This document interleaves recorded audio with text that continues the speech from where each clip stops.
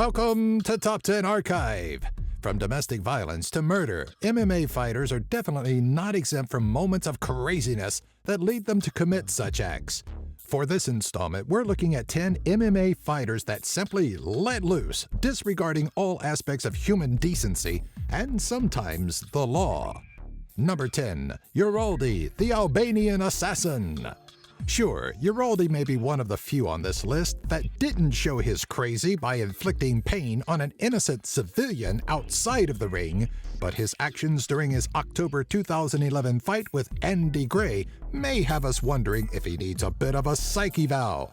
While getting pumped up for his fight, Euraldi takes off his shirt and forgets that he's there to take on Gray and not Haynes. Euraldi awkwardly tries to defeat his shirt, and viewers learn that Cotton is much stronger than any MMA fighter on some quirky adrenaline high. Number 9. Kim Couture.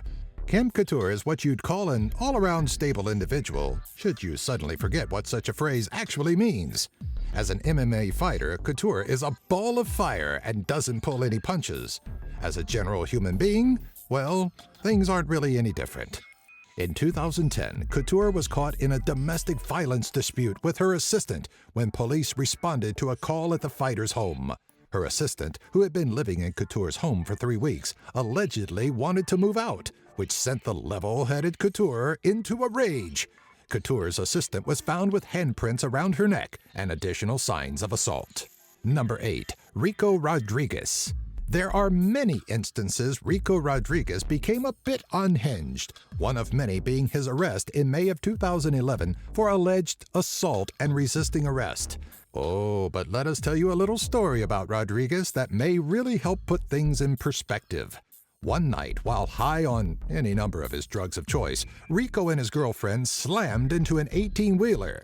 Since his license was suspended at the time, thanks to a prior DUI, Ricco dragged his girlfriend, who was unconscious at the time, and put her in the driver's seat to avoid another arrest. The kicker? As he was dragging his girlfriend to be his cover, he thought she was dead. Number 7. Charles Crazy Horse Bennett. Though Crazy Horse may no longer exist in an attempt to better his image, Charles Bennett has a long way to go before his image could ever improve. Bennett's relationship with the law began when he was 17 when he was arrested for aggravated battery. During a period of 10 years after his start in MMA, Bennett was arrested 14 times on charges that included burglary, aggravated battery on a pregnant woman, and sale and possession of cocaine. His latest addition was another aggravated battery in 2013, giving him more batteries than Energizer. Number 6. Jason Mayhem Miller. With a name like Mayhem, is it a surprise that Jason Miller has a bit of a reckless side? Miller found himself on the wrong end of the legal system when he was picked up on suspicion of assaulting a police officer. After standing off with the police for 8 minutes, utilizing ceramic tile and a fire extinguisher to fend off his rivals, Miller was tased. Mayhem's rap sheet goes back to just after his MMA retirement in 2012, when he was found naked inside of a destroyed church. Miller also live-tweeted a 4-hour confrontation with the police when they came to serve him a bench warrant for prior charges. Number 5. Junie Browning. When you go to a hospital and get patched up, the general rule of thumb is that you thank your doctor and nurses and go on your merry way. Junie Browning had taken 16 Klonopin tablets one happy day in Vegas and was rushed to the hospital. When he was able to determine what was happening, he assaulted the nurses taking care of him and exclaimed he would kill and rape their families.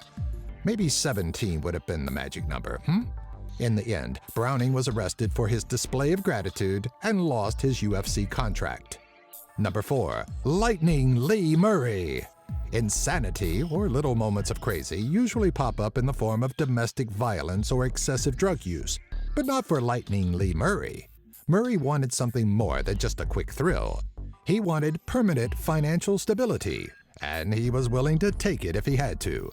On February 21, 2006, a Securitas depot in the United Kingdom was the victim of a £53,116,760, or $80,766,689, and behind the massive haul was Old Lightning himself.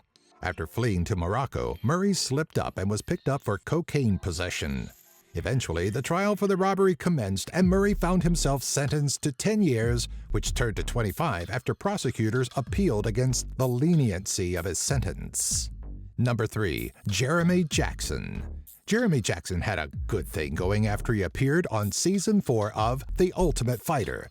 But some good things must come to an end, especially if the receiver of said good things decides to rape 2 individuals. In 2008, Jackson was arrested on 2 counts of forcible rape and 3 additional charges that came up during his arraignment. Those charges included 2 counts of sexual assault and 1 count of sex crimes. In 2010, Jackson became clean and pled guilty to raping his ex-girlfriend during an attempt at robbing her and was slapped with a 25 to life sentence. Number 2. Jonathon War Machine Koppenhaver. While it may seem difficult to stay out of jail, it's actually quite easy. For one, it's always best not to brutally beat your ex-girlfriend to an inch of her life. War Machine apparently didn't understand this concept when he broke into the home of his ex-fling, Christy McInday, and broke her nose, fractured her orbital bone, knocked out 2 of her teeth, and lacerated her liver. Additionally, War Machine turned his attention to McInday's male friend, Corey Thomas, and delivered a fair amount of damage. During an earlier sentence in 2010, War Machine kept the insanity going via a blog that was kept up by his friend via handwritten notes. Number 1. Joseph Hyungmin Son. Though he already had a record of torture and additional sexual offenses, Son degraded himself even further with the rape of a woman on Christmas Eve in 1990. Son and Santiago Lopez Gayton forced the woman into their vehicle and proceeded to rape her. The victim survived the ordeal with emotional scars and years of trauma, and Son and Gayton were convicted with Son receiving life in prison with the possibility of parole. Ironically, after his conviction, Son shared a cell with sex offender Michael Thomas Graham, though they were far from friends. On October 10, 2011, Son beat Graham to death, an act that would remove his possibility for parole. Do you remember hearing about any of these incidents? Do you have an idea for a future Top 10 video? Let us know in the comments section below. Be sure to follow us on Twitter, Facebook, and our website, top10archive.net. If you enjoyed this video, be sure to give it a thumbs up and share it with all of your family and friends.